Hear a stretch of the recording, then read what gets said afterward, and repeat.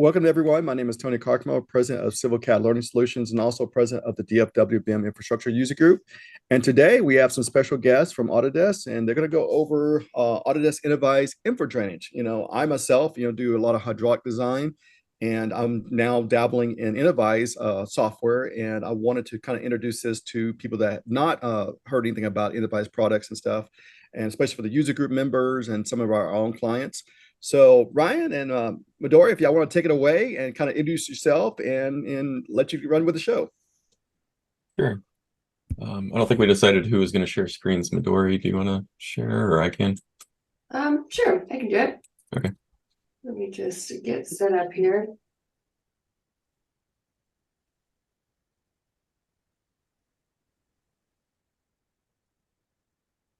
And if anybody has any questions, go ahead and put it on the chat. We'll try to get to those questions after or during the middle of the sessions.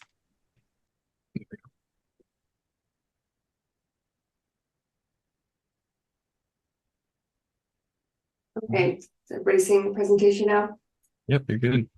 Sounds good. Yeah, so today we're going to be talking about, Tony already kind of kicked us off here, but talking about InfoDrainage, which is a drainage design software program. We'll get into the details of it and kind of with a more specific focus on how it differs from legacy Autodesk drainage design solutions, specifically SSA, storm and sanitary analysis. And yeah, let's get started. So this is just something that we have to show everybody if we do make future facing statements regarding future development of the product or future product efforts. Please do not make any purchasing decisions based on those future looking statements that we say. But my name is Midori Patterson. I'm a solutions engineer here at Innovyze, which is now a part of Autodesk. I've been working here for about 1.5 years now, but prior to that was working in the industry, have that stormwater background. Ryan, do you want to introduce yourself?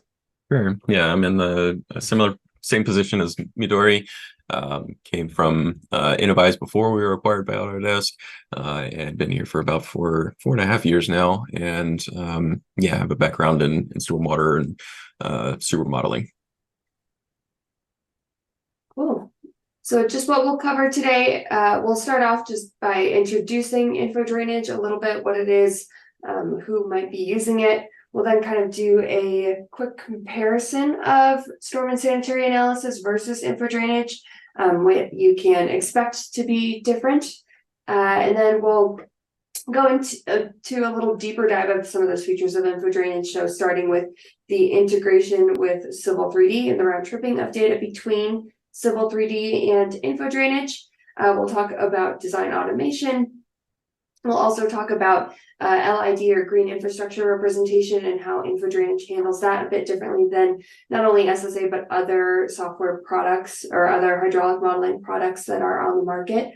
And then we'll talk about some outputs and visualizations of results in InfoDrainage, and we'll wrap up with some resources. But yeah, feel free to ask questions along the way. I think the Q&A window is open, so drop your questions in there and we'll make sure to get to those. All right. Ryan, did you want to cover these first few slides, or do you want me to kind of talk through them? I figured I'll pick it up at design automation. Perfect. Yeah, so looking at Autodesk's drainage portfolio, Innovyze, so I guess some more history here. Innovyze was a standalone company. We were our own entity that was purchased by Autodesk coming up on 3 years ago now.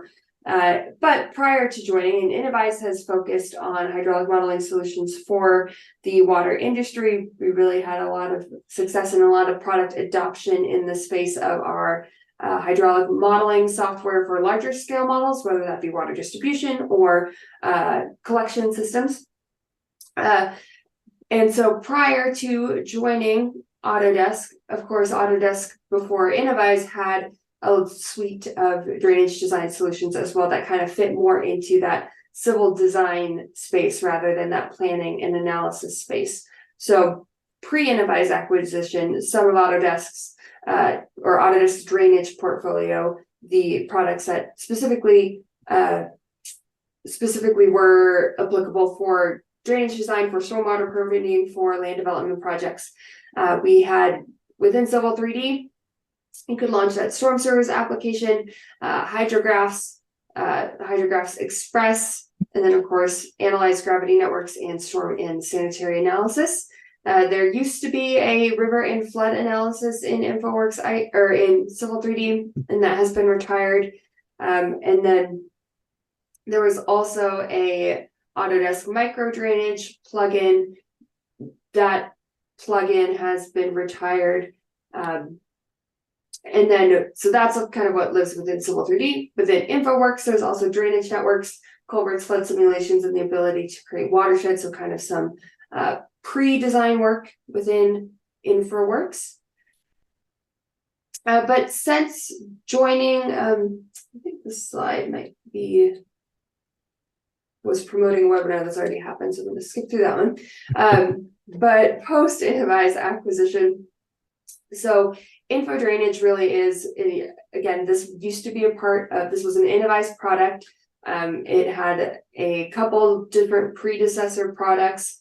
Innovyze itself was a series of mergers and acquisitions, but InfoDrainage really became the chosen solution for drainage design because it can do everything from being the place where you're sizing your network, being the place where you're analyzing that network, viewing the results, laying things out graphically. And so that's kind of the chosen solution, and it's now a part of, or it's now offered on via Autodesk new user subscription. So what it is, it's a standalone desktop application. It's meant to have it does have a very graphical and, in my opinion, and in a lot of people's opinions, a pretty easy to use interface. It's easy to pick up and really run with just because of the guided workflows in it. There's phase management, so just different scenario management. And then I have these 4 other items here: the Civil 3D integration, design automation, green infrastructure, and that 1D, 2D analysis. And those are some of the things that we'll really be taking a deeper dive into as far as features of InfoDrainage that set it apart from other solutions out there. But to get us started, let's look at what SSA is and how it's different from InfoDrainage. So a little bit of SSA history. I think, back in 2011, Autodesk acquired certain assets of BOSS International, which included this storm and sanitary analysis product. So originally it was a standalone application, and then it became bundled into the AEC collection. And so there's a lot of people who are using it just because it came kind of preloaded with that AEC solution. As far as development, initially this slide does say that this is developed from the latest version of the EPA SWIM engine. It is a couple versions behind at this point. It had numerous hydrology methods in there, profile plotting. They also added the HEC22 inlets, NETA Foundry inlets, and kind of Caltrans specific objects, and then some interoperability with Autodesk products. I don't think, and so here we kind of have a few different screenshots from the iterations of 2011 to 2012 to 2013. I don't think it has changed much since 2013 in terms of adding new features. They definitely are still keeping it up to date in terms of fixing critical bugs, but as far as new features or further development, there is not, and hasn't been for around the last 9 or 10 years or so, too much new development going into SSA. And that being said, the purpose of SSA is very similar to the purpose of InfoDrainage. It is both SSA and InfoDrainage use the EPA SWIM engine in the background, kind of as I mentioned earlier. It's just going to be a different version. InfoDrainage is using the most up-to-date version, where EPA SWIM, I think, is currently on I don't know. It's EPA Swim 5, but it's just a Yeah, I earlier think it's version of it. early one. It's like 5.0 something. But I hope you guys can't hear my dog howling in the background. It's just being distracting for me. Okay, but it uses the EPA Swim engine. It's just that hydrodynamic routing engine that solves those same finite shallow water equations. As far as additional capabilities, there's sanitary modeling capabilities. You can route your pipes and channels and culverts in here, analyze inlets, look at analyzing the capacity and performance of surface ponds and underground storage elements, storage outlets, and basically, it does include really all you might need for a stormwater design project. But I think kind of the main difference here is between SSA and InfoDrainage is that the way that I kind of think about it when comparing these two programs is that SSA is a really good analysis tool, where InfoDrainage is a really good design and analysis tool. So kind of what I mean by that, in SSA, you can push your Civil 3D data to SSA, check and see if it works, but then it just kind of performs that analysis. Where with InfoDrainage, there are calculators, automated sizing wizards, the ability to graphically lay things out true to scale. So it's meant for, and some of those tools in there decrease the number of iterations you might need to perform. So there's just those additional design elements in there, as well as obviously just being able to run an analysis. But yeah, that's some background on SSA. InfoDrainage, I already kind of introduced it, but just how it kind of differs from SSA here. The ability to define true to site structures, again, that kind of has design as a main outcome and just a priority in the software. Being able to analyze and optimize the system as one. So you have all your different connected elements in there, not quite different from how SSA does it. But then also being able to deploy scenarios to explore that most efficient solution. That's another advantage of InfoDrainage over SSA. It's just that ability to have multiple scenarios and compare not only your existing and proposed conditions, but different alternatives analyses as well. InfoDrainage also was really created because of a need to have a software modeling package that was more capable of handling green infrastructure. So green infrastructure just kind of relates to different elements that, and if you're in the stormwater space, I'm sure you've heard it. It's a pretty buzzy word right now, but it's just the idea of treating that water closer to the source and allowing for not just kind of a volumetric detention of stormwater, but allowing some of that stormwater to infiltrate and kind of mimic the natural drainage way conditions or the pre-development drainage conditions. And really there wasn't a software tool that was able to model that sort of movement and the delay of that water through different filtration layers. And so InfoDrainage really made a point to address those issues. But of course, there's also that full design analysis, BIM workflows, all of which we'll get to a little later. But this is just a kind of quick comparison of InfoDrainage compared to SSA, and just some of the features that you will find in InfoDrainage that are not included in SSA. There's a lot here. I'm not going to read through each and every single one of these, but I am, we will cover most of these kind of in the parts where we dive deeper into InfoDrainage. But to kind of summarize that down into 10 things that you can do in InfoDrainage, we've recently, well, not so recently anymore, but the product manager of InfoDrainage released this blog post, which we can, I can post a link to this later, but and this blog post is great. It just kind of summarizes some of those key features that you can do in InfoDrainage that go above and beyond SSA and Civil 3D. And I really like this blog post because I think the phrase, going above and beyond what SSA could do really is there's not too much that you can't make happen in SSA that you can do in InfoDrainage, but there's just more built-in tools. It's a little easier to use, and you can just kind of go a few steps further with your drainage design, or there's just more advantages of InfoDrainage in terms of it being a usable software that are included. So again, we're going to take a kind of deep dive into some of those elements, but just to highlight a few of the major things and go over these quickly that are included in that blog post. These are just some screenshots from that blog post, but we already kind of talked about this as far as how InfoDrainage handles screen infrastructure. But SSA, if you're familiar with it, it does have just kind of that standard node and link representation, where in InfoDrainage, everything is true to site. So here you can see that modeling a pond in SSA, it's just going to look like a node, and in InfoDrainage, you're going to actually have that outline and side slopes of that pond.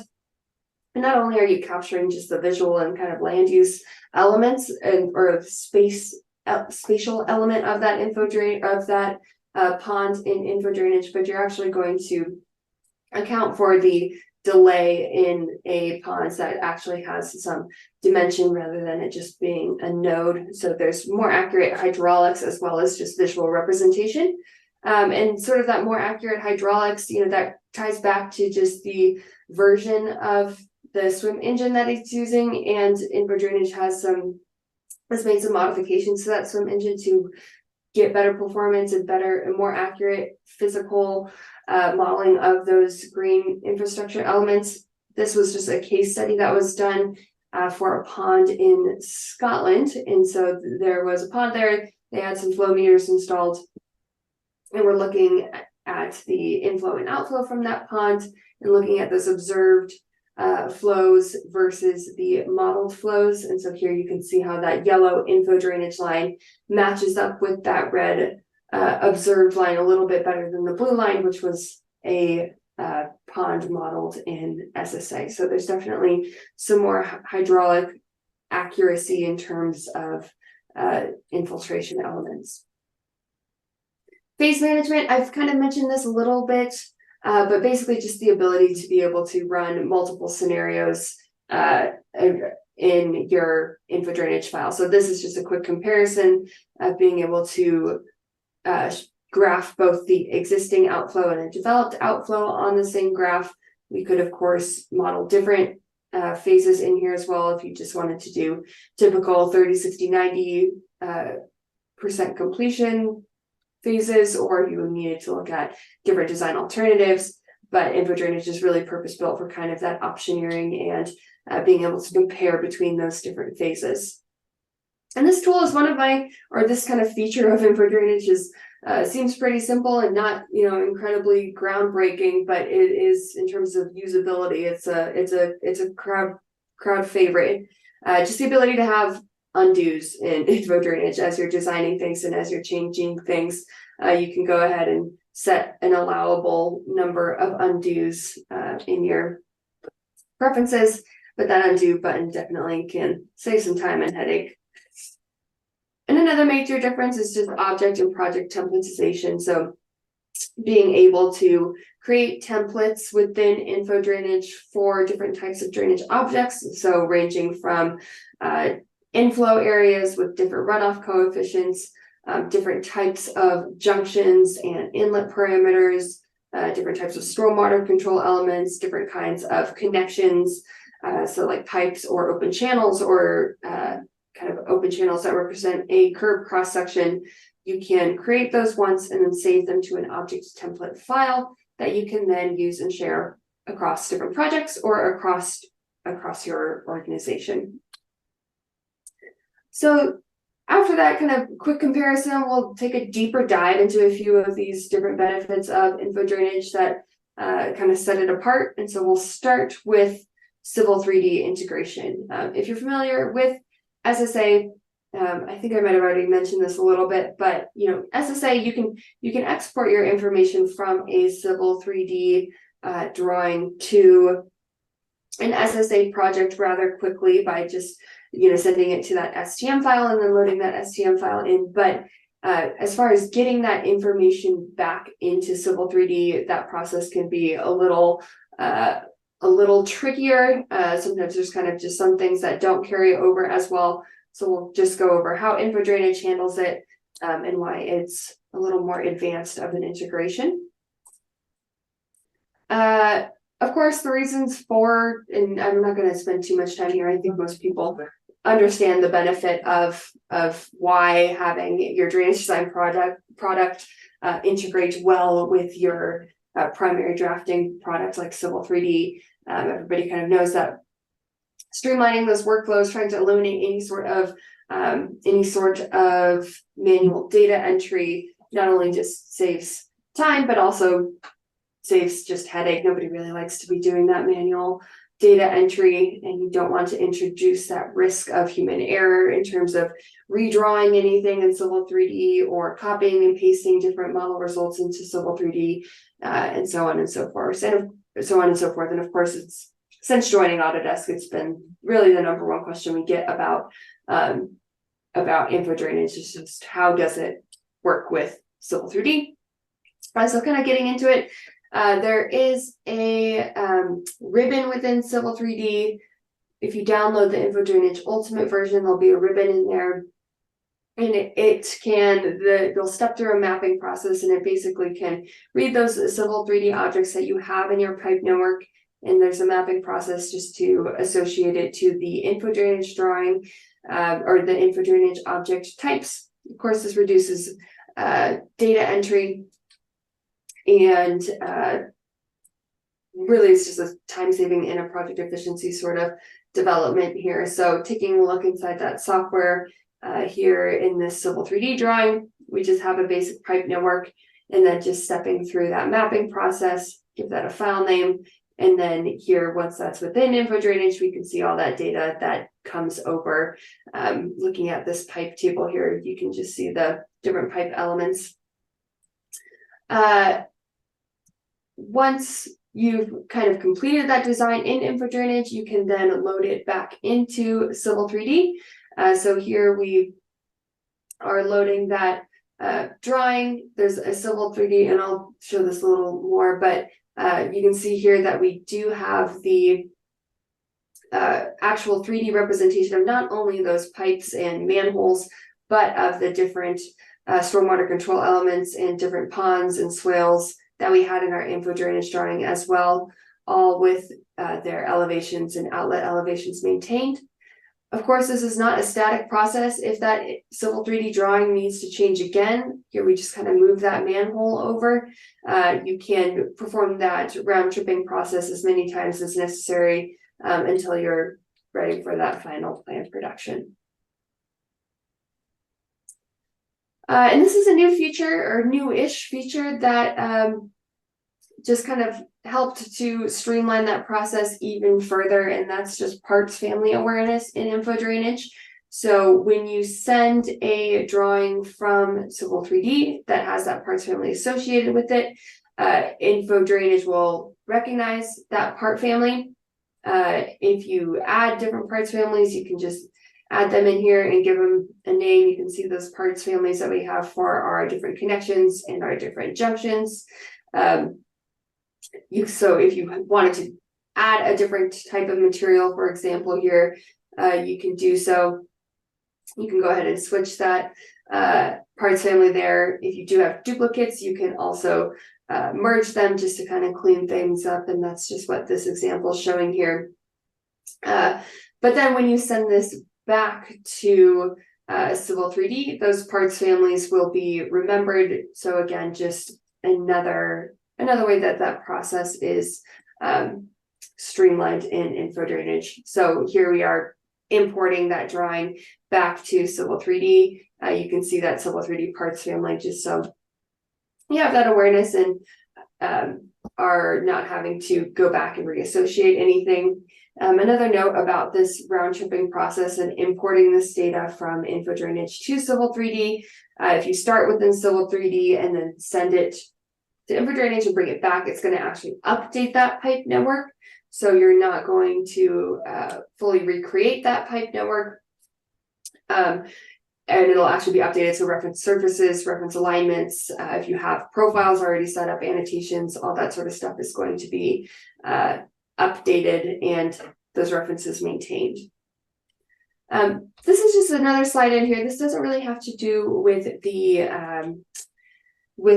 Civil 3D integration as much, but just kind of other BIM concepts in InfoDrainage. So BIM kind of, obviously is a rather general term, but really we're just trying to reduce, rework, and kind of have these sources of truth. And so this example here is just showing how some of those templates that we created in or that I was talking about earlier, such as rainfall data, you can build those out in InfoDrainage and use something like Autodesk Docs to manage those files and post them so that your organization can use the same templates for different objects that you can templatize.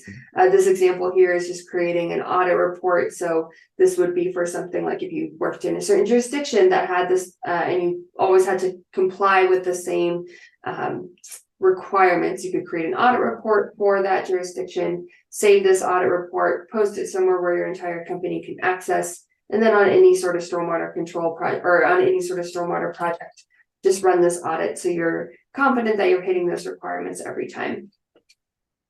And just kind of some other bonus BIM concepts in InfoDrainage that go along with that Civil 3D round tripping, but aren't necessarily that Civil 3D round tripping process. The Civil 3D catchment areas do transfer between Civil 3D and InfoDrainage in that import-export process. When you do bring data back into Civil 3D from InfoDrainage, it'll update those extended property data sets so you can see those different runoff coefficients, and you do get some of those hydraulic parameters in Civil 3D as well for annotation purposes and just kind of maintaining all your data, getting HDL and EGL results in a CAD format. Currently, if you were to download InfoDrainage, you can export these profiles and the HDL, results to a CAD drawing, but that's just kind of the 2D line work version. But coming very shortly, again, safe harbor statement, but I think this is on our public facing roadmap soon, that those HDL and EGL results will actually carry over in the pipe parameters themselves. So you'll actually have that in your Civil 3D pipe network, which is very exciting. And then just the ability to have CAD background layers that you can refresh in InfoDrainage so that you're designing within the context of your latest and greatest line work and site design. The fact that it's just all in one program, you're not having to jump between different programs to do your pond sizing and your pipe sizing, and just being able to have reports and templates in there as well are all sort of additional BIM concepts in InfoDrainage. And so with that, I'm going to pass it over to Ryan to talk about design automation. Yeah, I think there's an option in Zoom to allow me to advance the slides. I think there is. Remote control? No. We can do that too.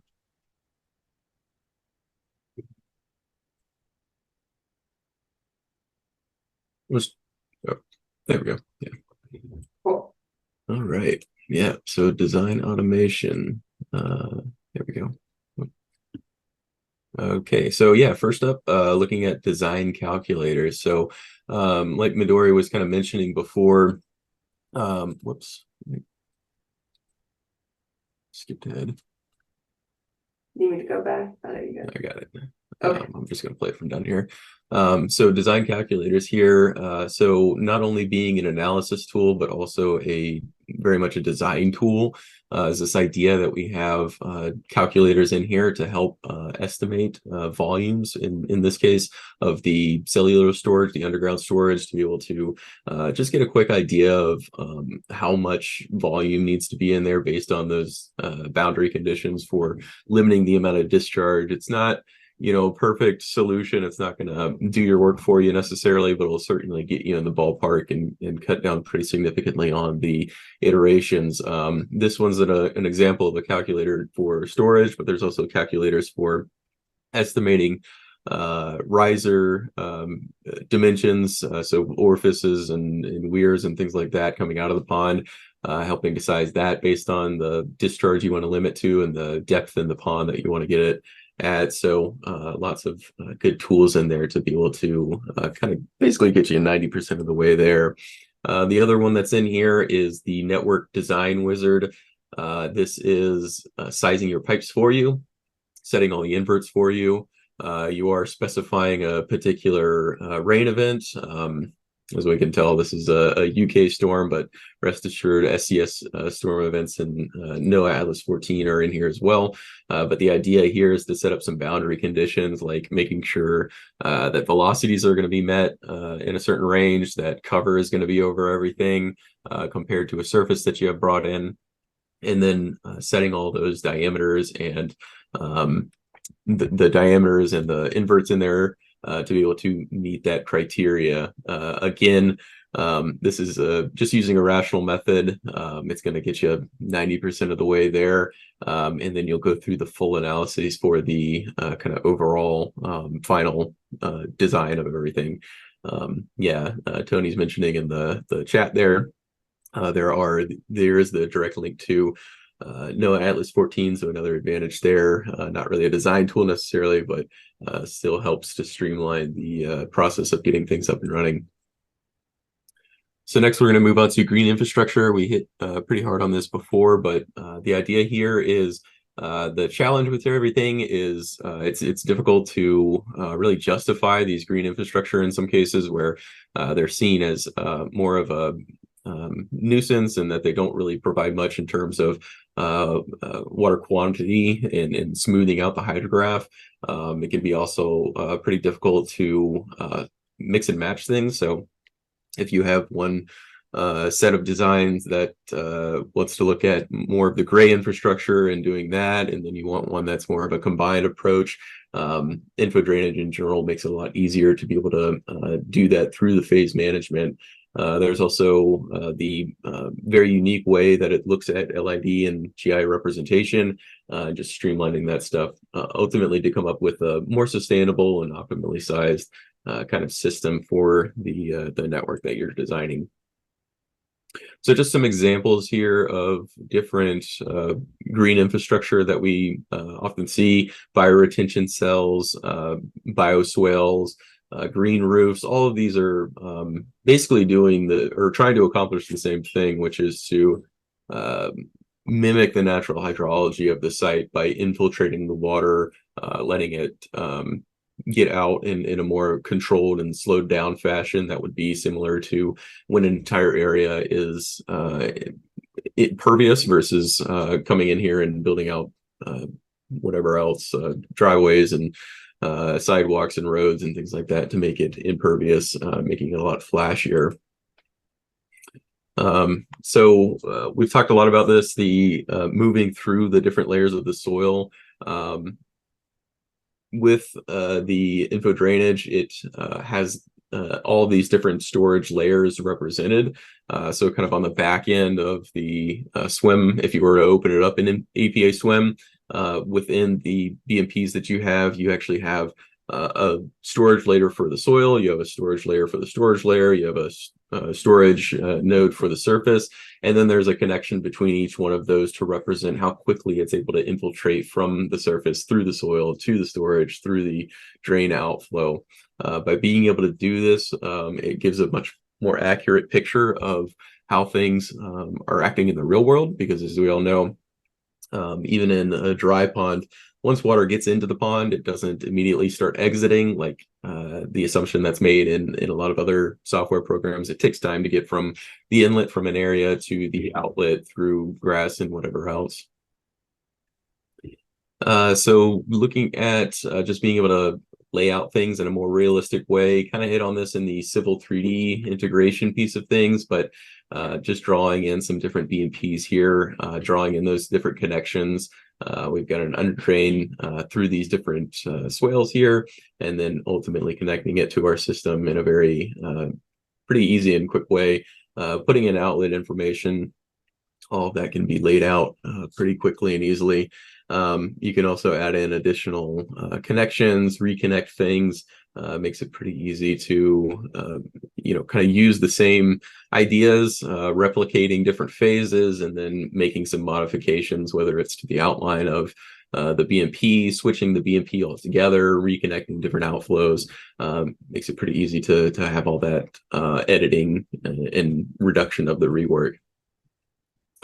Also that representation, so just a very detailed view of everything, animated profile view, and then also the warnings set up on the plan. So as we do go through and do the full analyses and route a real hydrograph through the system, we can set up flow paths. These flow paths are just defining, lengths of a lengths of a pipe system. And we can see here as we play through the simulation, water filling up in there according to the different time steps, as well as the warnings popping up there with some different exclamation points and things like that popping up whenever we do get to a point of exceedance, and being able to have that visual representation and quickly identify where issues might be going on in our system. Thought I had something else in here. I guess the warnings that show up when we play through it on the plan view, those same warnings get shown up on the plan view there as well. So being able to switch through things. That was done.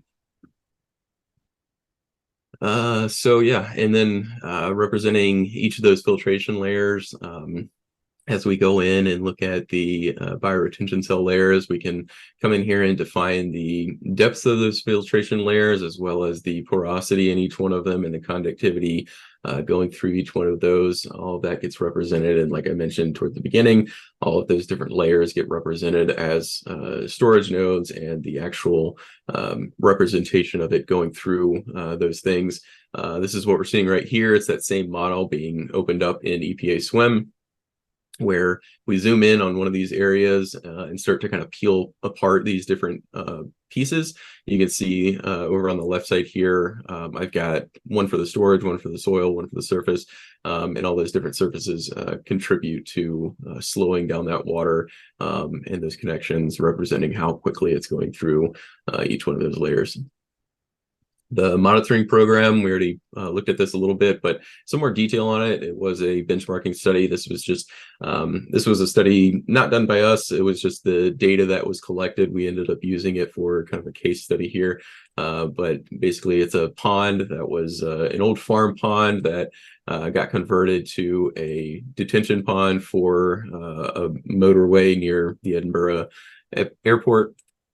And the result of all this, we've got the inflow there, we've got the observed outflow, InfoDrainage outflow, as well as the SSA. And we can see here that the InfoDrainage, I did do a little bit more statistical analysis on this, and basically speaking, through some of the RSR types of comparisons that you would do for calibrating models, significantly better in terms of the connection between or the results between InfoDrainage and the observed outflow compared with the observed outflow and the SSA results. So some different analysis options in here. There is 1D, which is, underground pipes. There is a true 2D simulation. So as water gets out of the pond, out of the ponds or out of the manholes, it actually spills onto the surface. And then depending on how the surface is, how the topography is, it'll follow the natural flow path and be able to get an idea of where water would be going, if it's running into a building, if it's just running down a street, and whether it gets back into the system at some point. We also have a deluge option. That's what we're seeing here on the right side. The idea here is that we're dropping a couple of inches of water over a surface and then letting it run around for a couple of minutes just to get an idea of where natural flow paths are in a catchment, to be able to more efficiently lay out a system and limit the amount of excavation and whatever else in the system. So having that capability to quickly get an idea of where water might be naturally flowing can help streamline the process of setting up the network in an effective way. The deluge does not interact with the 1D system in any way. Again, it's just a visual to get an idea of how well things are laid out, or if it's a final grade, making sure that things are shedding off in appropriate ways. So the deluge, going back here, I probably already went over some of this, but just bringing in some different data here, the background data, of course, bringing in a surface. Multiple kinds of surfaces can be brought in, whether it's from a land XML or XYZ, more raw types of files. But again, that deluge feature there, being able to specify the grid, the analysis time, and then understanding where water might be naturally flowing over the system. Different display settings can also be input here to be able to, again, give you just a better visualization of everything that's going on in the system, and again, where the natural flow paths and ponding are. 1D, 2D analyses. I guess I talked a lot on that first slide. I forgot that I had some videos here, but the 1D, 2D analyses here, we have on the left side a plan view, and then on the right side a 3D view of that same system. What we can see as the simulation goes through, water is getting out of these swales and it's flowing down across into this area down here. We've got some additional flow up here, and this one, in this case, we can see it's running into some buildings. So we certainly need to make some corrections there, make some updates to our bioretention in this case. Down here, you might not care about it, so you might not need necessarily to worry about that kind of system. Really, these are intended to be for exceedance flows, so being able to understand, even if I did size the system for a 10 or a 25-year storm, what happens when we get that big storm? Is it going to really impact anyone? And in this case, we can see just a better evaluation in terms of the risk associated with everything. So with that, I'm going to hand it back to Midori to kind of wrap things up. Thanks, Ryan. As far as resources for InfoDrainage, if you are interested in it, this is just highlighting our new on-demand training series. So on the Customer Success Hub, there is a fully on-demand training of InfoDrainage, goes through everything that we talked about today in terms of that Civil 3D integration, how to round trip data, talks about modeling with green infrastructure, and just everything, all the kind of picks and clicks that you might need to know in order to build that build a stormwater model in InfoDrainage. The One Water blog, it's also where we're posting, that blog post that I mentioned earlier that Sammer posted as far as differences between SSA and InfoDrainage. We post stuff there, but we also have some case studies there as well.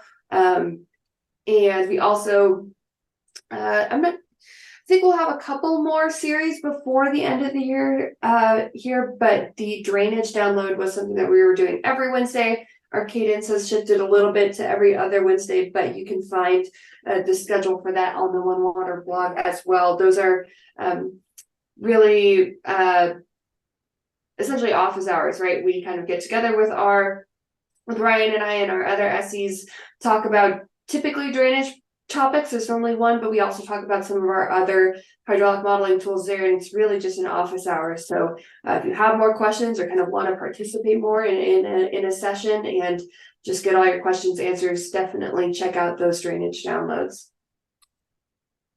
And with that, thank you all so much for your time today. And Ryan, as you had control of my screen here, I was unable to kind of keep the chat open. No, you're good.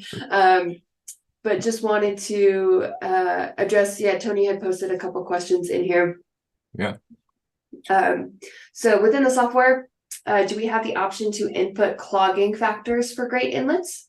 Yes, we do. There is the kind of typical HEC 22 parameters in there, and there is a clogging factor that you can input in there for calculating the spread on inlets. For dry ponds, is it using some sort of infiltration rate calculator? I believe the answer is yes. Yeah. Well, yeah, so I guess there's a couple of things there. For dry pond specifically, you can't specify side and base infiltration. So it's just a constant rate infiltration, inches per hour kind of thing, because we don't have any kind of like long-term extended period type of thing, like a green amped or Horton or something like that. Certainly have that in the catchments, but yeah, just a constant thing for dry ponds.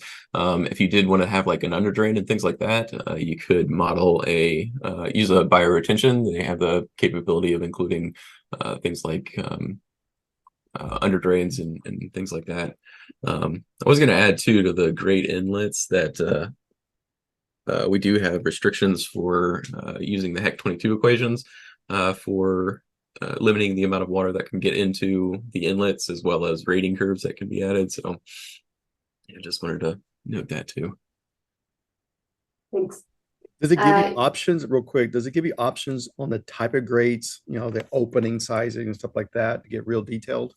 Yeah, it's exactly like if you were to go to the Heck 22 manual and you specify it's a curb inlet or it's a grate, and then specify all the dimensions associated with it. Yeah, and then the last question that we had in here was, is there a way to import floodplain zone mapping into the model from FEMA? So as far as like having that as like a background layer and just kind of a visual tool in there, definitely yes.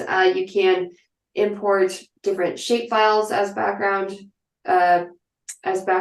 So like I think that would probably be the format for like a FEMA floodplain mapping boundary. So you would just import that as a background layer, and you could have that in there as you're designing and laying out your site. And yeah, if you did happen to have some other sort of boundary, you could also have a or other format for that boundary. You can also have CAD data as background imagery as well, or just an image file. So a few different ways to do that, but shape files is probably what you're looking for there. Yeah, that's what I was gonna get to. Like, yeah, we can just download the shape files from FEMA and then bring it right into the software. Yeah. Anybody else online have any questions? Don't be shy now. So definitely great stuff. I've been enjoying watching the webinars and stuff, and I've been trying to find time to go in there and kind of rerun what I did in spreadsheets and then versus SSA, and then put it in InfoDrainage and see, what the results would be. How drastic is it? Really minor, or is it a drastic change in the results? So yeah, so I don't know about everyone else online, for those engineers online, most of them are still using spreadsheets or are using, other software like StormCAD, Pond Pack, to do simple analysis and stuff. So SSA, HydroFlow Express, HydroFlow Storm Sewers, I don't know. I mean, I'm sure there's other hydraulic software out there that's not Autodesk, and Bentley, other third-party hydraulic software. So, yeah, I've done some comparisons, and it's included in one of the drainage downloads. I kind of went over it, but just comparing like HydroCAD and spreadsheets, and it ranges definitely from being fairly similar to pretty different, and it's kind of about like what assumptions you're making too in the model. So I know Florida has one. I forget what it's called. ICPR. IPCR. Yeah, exactly. Yeah, and I haven't played with that one yet. And it's very popular in Florida. So yeah, and it's very purpose built for Florida too. I will certainly say that. Yeah. So I don't know, but anybody else online, what other softwares are you using, for your hydraulic analysis and hydrology analysis for those online? Yeah, it looks like only the question and answer, so you can kind of use that as the chat if anyone wanted to. Yeah, let me see. It's live. Yeah, let's see. For some reason it's not allowing. If you want to put it in chat, I don't know why it's not working here. It says it's active. So if you want to put a question on the chat. Or do you mean post like the chat in the Q&A? Because it looks like, yeah, they can't access the chat. Just Micro drainage and is the UKIE. Okay. Yeah, I'm not sure what the IE is, but yeah, if you're asking if micro drainage is like the UK kind of version of this, so it was the predecessor of InfoDrainage, and yes, micro drainage was primarily used in the UK. Yeah. Oh, UK and Ireland. Yeah. Sorry. Yeah. So mainly used there. Ireland. Okay. Okay. UK and Ireland. Okay. I guess we got somebody from Ireland because I was just there 6 months ago. So, but yeah, there's still some people using micro drainage over there, but we do have imports to InfoDrainage from micro drainage files, and shifting a lot of those users over. in the software, does it, if your storage system is surcharging, does it kind of animate and highlight the zones where you're surcharging on your storm piping? Yeah, it does. So Just some like of those SSA? warnings, yeah, so some of those warnings that pop up, yeah, similar to SSA, it does differentiate from micro drainage and some of the other softwares out there that use a Muskingum-Kunge method. So if you do get surcharging with the software that's using a Muskingum-Kunge routing, it's really unstable versus SSA and InfoDrainage. You wouldn't get those same types of errors. Some companies I've been with, they were very, they brought in a hydrologist and they'd say, we're going to dumb things down, make it simple. And what they did was they sized all their storm system for full flow condition. And just make it everything full flow. There was no partial flow in it. You're ultimately oversizing some of the pipes, but do you have the capability to just tell it, hey, I'm just going to size for full flow conditions for the whole storm system? Will it do that? We'll let you just go in there and to size for full flow. Yeah, that's essentially, I mean, that's what the design wizard is intended to do, to flow full based on the different criteria you have. You can also limit it. So you can say, I only want to design it for 75% of the way full. Okay. You can do that too. Okay. Yeah. Okay. Cool. So I guess when you bring it back into Civil 3D, is it bringing that hydraulic information within the pipe network? That way you can, it shows up and we can label it, I'm assuming.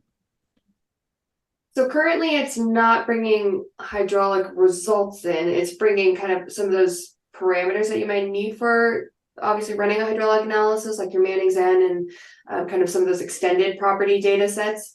But that is roadmapped and it is coming soon, as far as having your actual HGL and EGL levels in that Civil 3D pipe network and as a kind of property in that pipe network.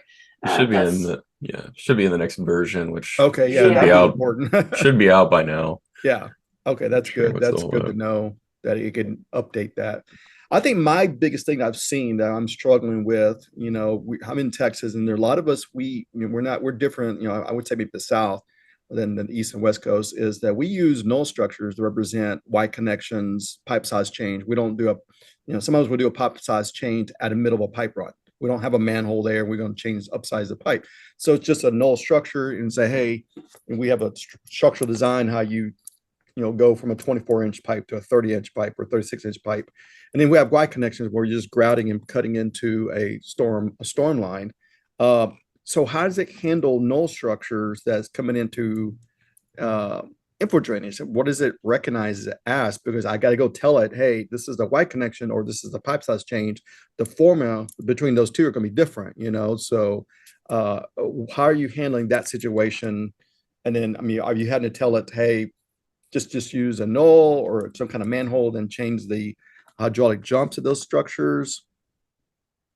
Yeah, like a null structure in Civil 3D will automatically get mapped to a simple junction in InfoDrainage. As far as controlling how that simple junction, like the hydraulics at that simple junction, that's a good question. I'm not sure, Brian, if you know the answer to that, if there's ways that you can kind of change how that's handled hydraulically or because if I have a null structure for a Y connection and it says, and it's going to bring it into InfoDrainage as some kind of simple structure, but I also have a null structure for a pipe size change. Well, that's a different formula. So You know, so we got what was it B2 squared over 2G times your K versus pipe size change, and that's your B2 squared minus your V2 1 squared over what's it 4G. So those are completely two different formulas, you know. So how do you tell it what differentiate if both of them are the same part, differentiate one pipe size change versus one's a Y connection, or even a horizontal bend, because we do horizontal bends in Texas. A lot of us do. We have horizontal deflections. And so I guess it gets tricky then in that situation. Sure. I know that like you can change, and I don't know if it's like as far as kind of going in and manually changing like what equation it's going to use for the head loss. I'm not sure if you can actually, I don't think you can actually go in and like manually change that. What you could change, and it would take some kind of calibration, I believe, but you can change like the entry and exit loss coefficients at those simple junctions. Okay. But again, right, that's not like you're not changing like what equations the swim engine is solving there. It's much easier for you but East it would Coast and West be Coast engineering companies because they don't have those kind of things. You'll have manholes every time there's a lateral coming in. right. There's a deflection in the pipe. There's a manhole. It makes it easier for her. But here in Texas, Oklahoma, I think even New Mexico, and you know Louisiana, we have wide connections, horizontal bends. Even vertical bends on a curb pipe, on a concrete pipe. So it gets really tricky. So, and I was just wondering if y'all tackled that situation, you know, so. Yeah. Yeah, I don't know too much about it other than, yeah, like those no structures come in simple junctions. You can change that entry exit loss coefficient, but like when you run the analysis, I mean, it's just using what the EPA Swim 5 engine is using. So outside of going in and like changing, you know, how that engine is solving those equations, you know, I'm not really sure what you could do there, but I'll definitely take a look into that and at least kind of bring it up and make it a note for that region that's how I could coordinate with y'all and give you one of my projects I worked on, like maybe a big subdivision or a big multifamily project, a lot of wide connections and horizontal bends. Somebody did ask like what would a culvert and stormwater planter in info drainage come in as into civil as?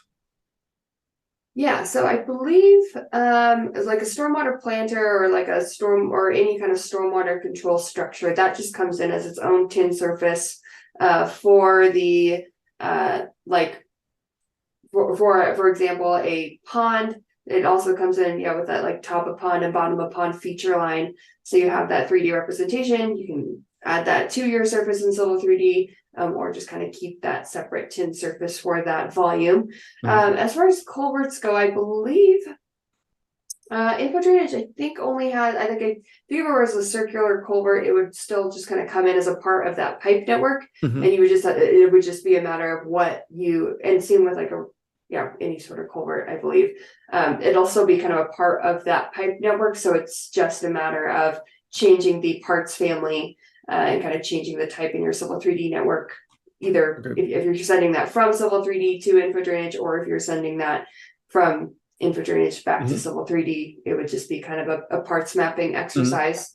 And you can kind of dictate that. As far as other, like I guess on that note, just a couple other, like if you do have an open channel, for example, that'll come into Civil 3D as a corridor. So again, you still get that 3D representation. There's not such a thing as a open channel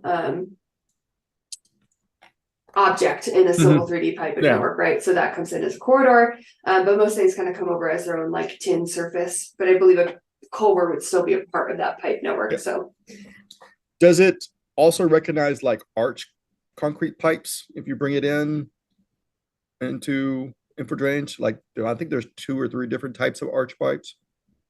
Yeah. Again, I don't think it's going to it's not going to. So when you send that from Civil 3D to InfoDrainage, there isn't like an arched pipe. But I think you can. I'm just kind of looking at my options here.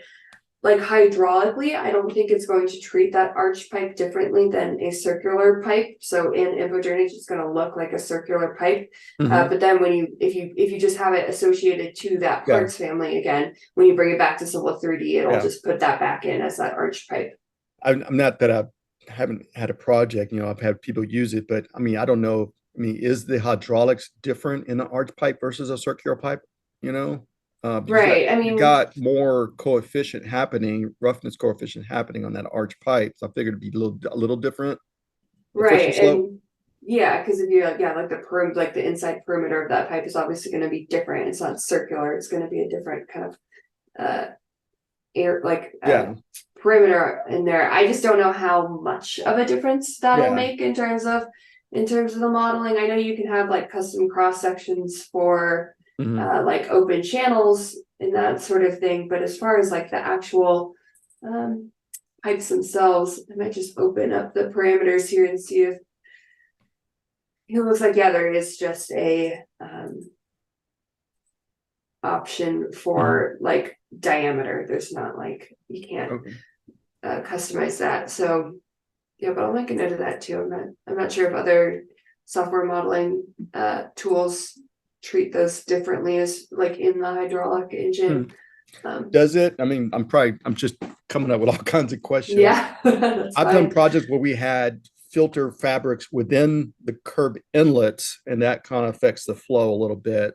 Is there stuff like that in there, or is that just part of like the clogging factor, being inputted into a curb inlet as a Yeah. stormwater management? Yeah, again, that would probably just be a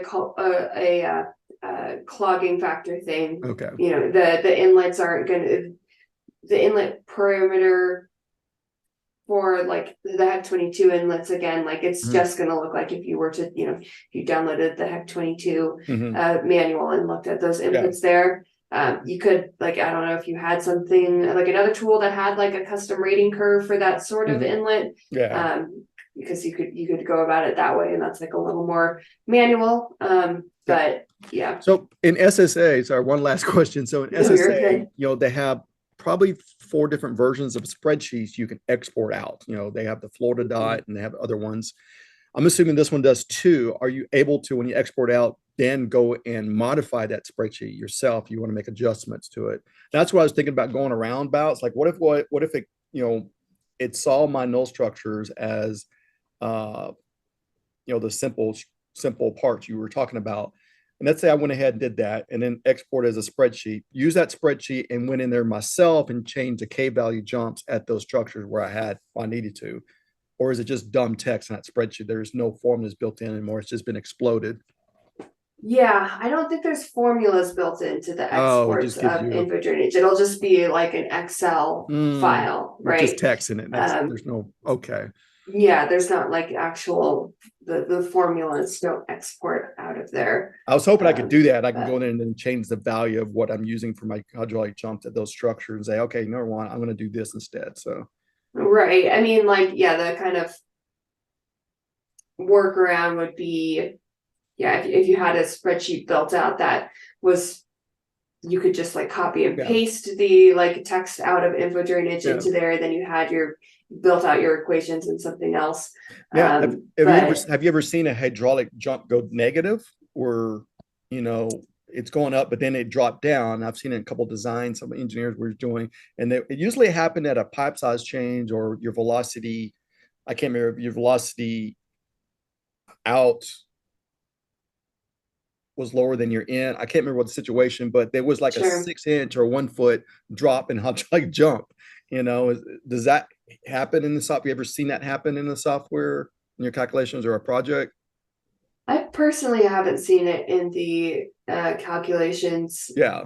I need to go find that project and show you where it happened. Yeah. Because it deals with your velocity in and out, and then it caused a negative value. And then also if they were downsizing the pipe just on purpose. But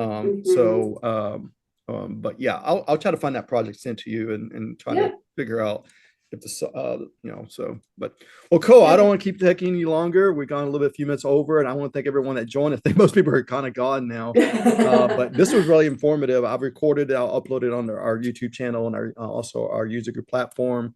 And so I'm kind of excited. I'm just trying to find time to take it and start using and applying it in my projects that I'm doing.